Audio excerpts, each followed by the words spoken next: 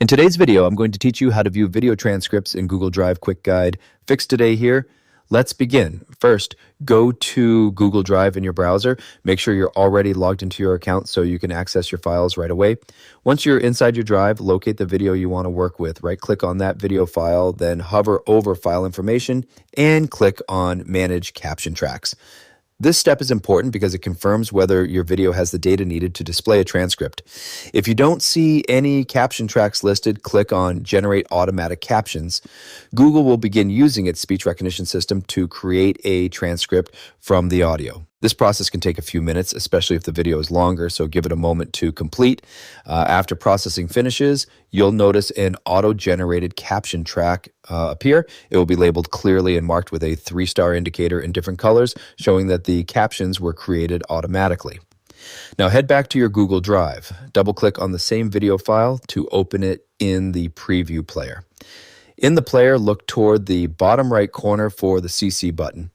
If it appears grayed out, that usually means the captions are still processing or haven't been properly added yet, so wait until it becomes active.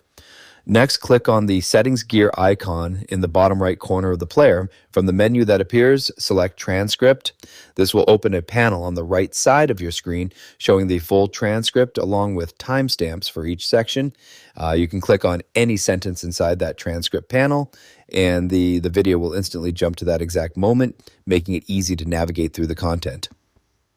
At the top of the transcript panel, use the search bar to type in any keyword or phrase. This helps you quickly find specific parts of the video without manually scanning through everything.